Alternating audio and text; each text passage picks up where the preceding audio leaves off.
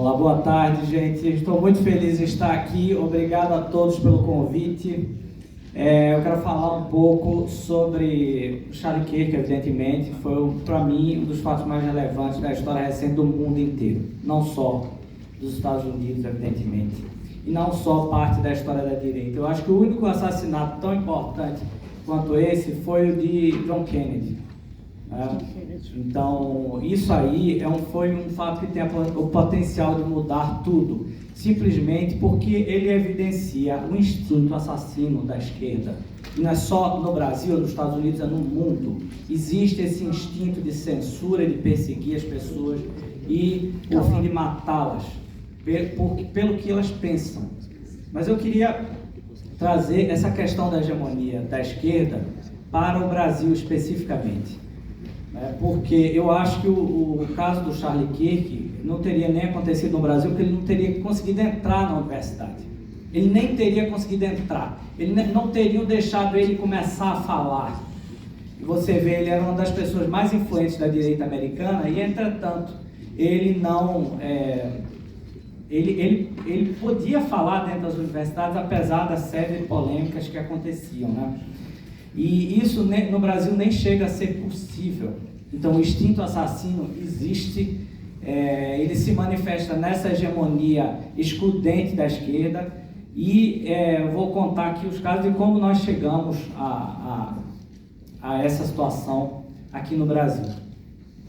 Então, se você for ver, na década de 60, 1970, Nelson Rodrigues escreveu um artigo falando sobre Gilberto Freire, dizendo que Gilberto Freire era o maior pensador vivo no Brasil, basicamente, e dizendo que tinha uma piadinha que se fazia nas redações, que era quando você vai escrever seu Guerra e Paz, né? Uma referência ao romance de Tolstói.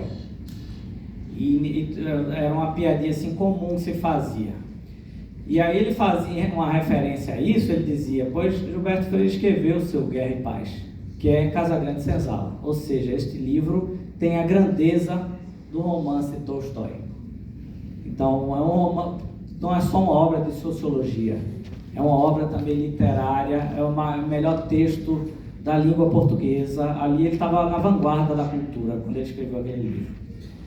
Então... vale lembrar também que Gilberto Freire era considerado o netinho retardado da avó dele, porque ele teve grande dificuldade de aprender a ler e escrever.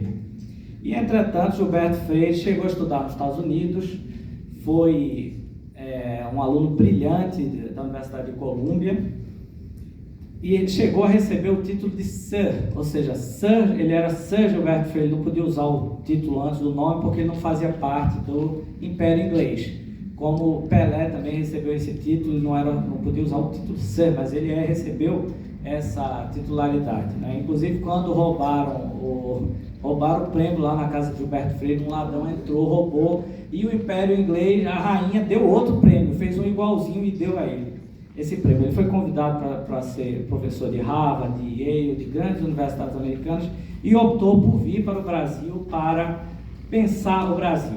Ele dizia que competia com o Pedro Álvares Cabral na ideia de descobrir o Brasil, né? E nos anos 70, quando ele faz... É fácil a cronologia da vida de Gilberto Freire, porque ele nasceu em 1900, né? Então, em 1970, ele tinha 70 anos, Nelson Rodrigues faz esse artigo dizendo que as pessoas não estavam reconhecendo a grandeza dele, que ele estava sendo cancelado, entre aspas, nos jornais, que não se falava dele, que não se falava da grandeza da sua obra, né? E ele atribuía isso às estagiárias dos jornais, que não falavam de Gilberto Freire de jeito nenhum. Aí, em 1980, Gilberto Freire tem 80 anos, e ele deu uma entrevista à Playboy, a revista Playboy. Não é à toa essa revista, foi para fazer polêmica mesmo. Ele falou bastante de sexualidade, falou da vida sexual dele, causou uma polêmica tremenda. E ele falou lá que ele estava sendo silenciado, que não se falava mais das obras dele, que não se falavam dele próprio, que não entrevistavam, que os jornais estavam fazendo um pacto de silêncio. sobre a obra de Gilberto Freire, este grande pensador brasileiro, talvez o maior de todos. Ou seja, estava se instaurando cada vez mais a hegemonia da esquerda no pensamento, nas instituições, nas universidades. E aí, na década de 90, o poeta Bruno Tolentino chega ao Brasil e ele vai dar uma entrevista que é considerado o mito fundador da Nova Direita, cujo título repercute até hoje, que é Quero o Meu País de Volta. Ou seja, o que ele estava dizendo aquele país que eu conheci não era um país desenvolvido, a gente jamais pensava no Brasil como um país subdesenvolvido, muito menos culturalmente.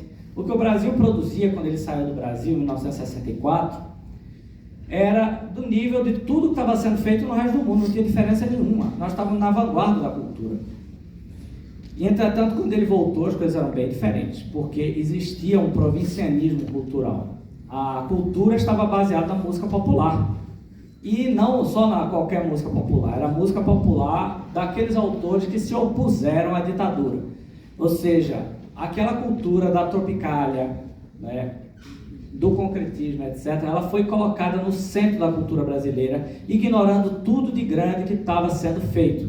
E ele vai falar até de Gilberto Freire, vai falar dos grandes autores brasileiros que estavam sendo ignorados por causa de quem? De Gilberto Gil e Caetano Veloso, né, que se tornaram, inclusive eram estudados na universidade como poetas, sendo que o que eles faziam não era poeta, não era poesia, era obra simplesmente poemas cantados, não eram poemas, eram letras de música, são coisas completamente diferentes, né? E ele próprio também sofreu na pele a questão da hegemonia da esquerda, mas ainda naquela época a coisa não tinha se radicalizado tanto, né?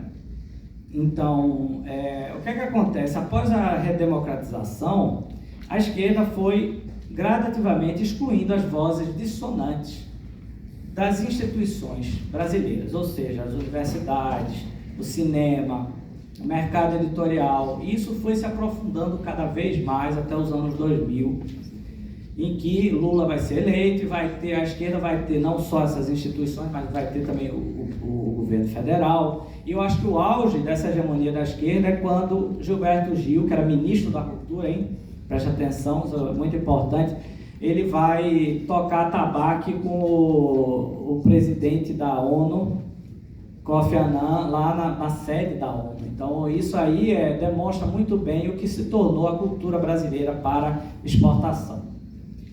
Então, mas aí aconteceu uma coisa, que a partir dos anos 2000, a internet foi se popularizando no Brasil. E com a popularização da internet, novas ideias liberais, conservadoras, foram se difundindo. E um dos fatores principais da difusão dessas ideias foi Olavo de Carvalho. Por um motivo muito singular, não sei se vocês sabem aqui, eu já escrevi em livro, mas pouca gente sabe ainda hoje. O que aconteceu o seguinte: Olavo era colunista dos principais jornais do Brasil, o Folha, o Globo, só que ele foi sendo expulso desses jornais, ele foi sendo demitido. E ele morava nos Estados Unidos e ele ficou sem dinheiro, precisava pagar a faculdade da Leila, porque a Leila chegou lá nos Estados Unidos com mais de 18 anos.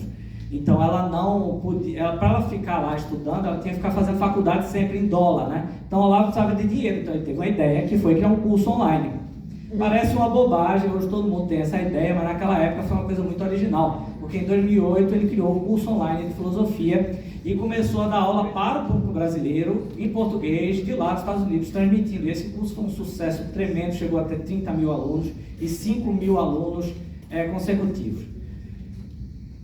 E o que acontece? Isso ficou muito mais evidente, essa questão da participação da direita na internet, ela explodiu muito em junho de 2013, que foi aquele movimento que começou aqui em São Paulo pelos 20 centavos, que era uma pauta estatista, só que ela vai tomando uma dimensão nacional por causa da violência policial em São Paulo, do governador Geraldo Alckmin. Curiosamente, o governador era Geraldo Alckmin e o prefeito era Fernando Haddad, que a gente vê essas mesmas figuras hoje no governo, né? E em 2013 também aconteceu uma coisa muito importante que pouca gente fala ou escreve, que é a Marcha para Jesus, que o pastor Marco Feliciano convocou, e Jair Bolsonaro falou para 100 mil pessoas, e ali ele falou o slogan de campanha dele, que era Deus acima de... agora não vai dar, agora vou ter que terminar, né? Agora mais uns 10 minutos aí. Então, ele vai falar Deus acima de tudo, e ele vai falar o slogan de campanha dele, que vai levá-lo à presidência da República.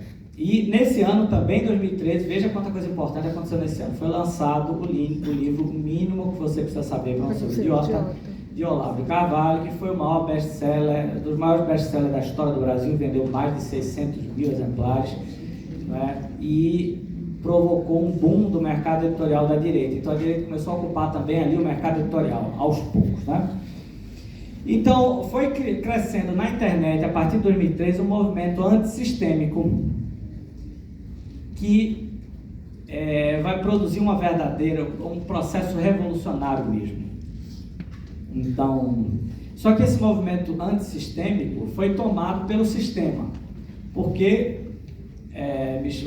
com a tentativa do impeachment da Dilma, o MDB se juntou para fazer o próximo governo. E Michel Temer virou presidente e indicou quem? Alexandre de Moraes para o STF.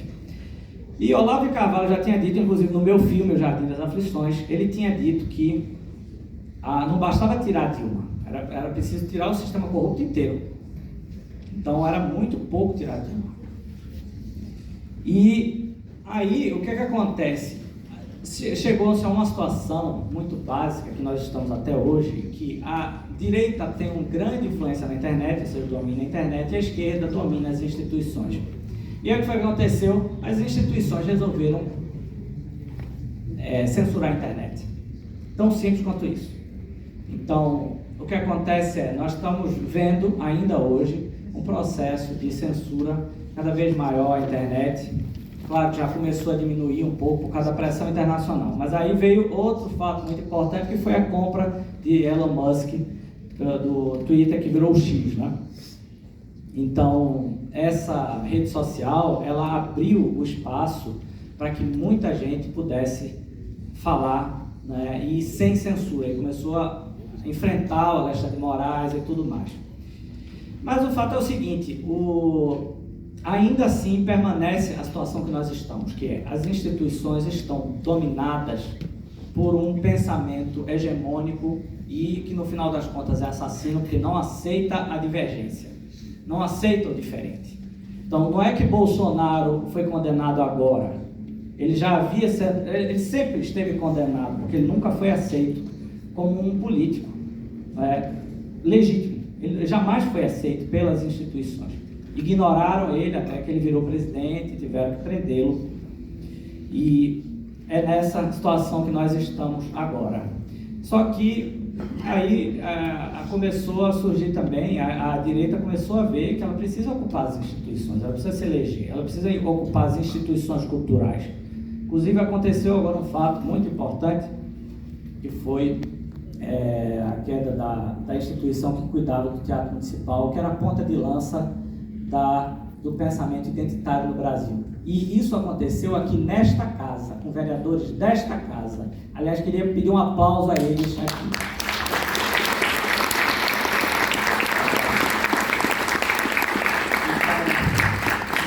Nós, do Grupo Artistas Livres, vou falar todos, vou citar tudo, não podemos ignorar. Começou com o Rubinho Nunes mandando questionamentos para a Sustenidos, e vários, e pressionando desde dentro. Depois, vereadora Sonária, vereador Adriles, nós começamos um por um a pressionar até que o prefeito tomou a iniciativa de tirar essa instituição, e ela vai cair, infelizmente.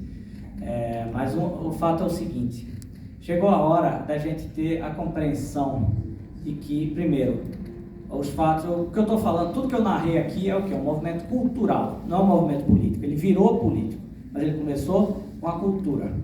Então, essas pessoas, esses grandes brasileiros que produziram cultura que não pega nada do resto do mundo, eles foram reconhecidos no mundo inteiro. Gilberto Freire é reconhecido no mundo inteiro, foi traduzido em mais de 70 idiomas, escreveu 75 livros. Esse movimento cultural de compreender o Brasil e de dá a verdadeira grandeza que esse país merece. Então, a gente precisa pensar como a cultura. Eu sempre digo, você pode hoje privatizar a Petrobras e assim você vai estar acabando com o legado de Getúlio Vargas. Pode ser bom ou ruim, aí a gente pode discutir. Mas tem um legado que não consegue ser desfeito, que é o legado da cultura.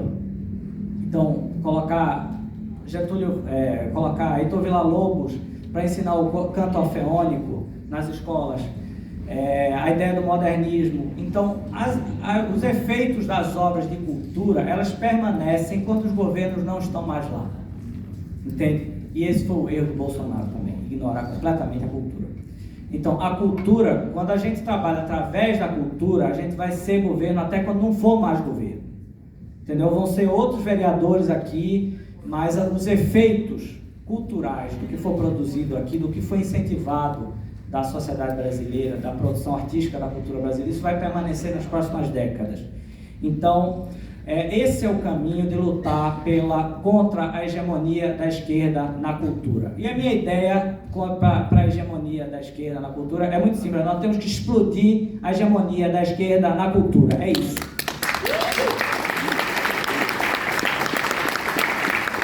Então, tá, muito obrigado, gente.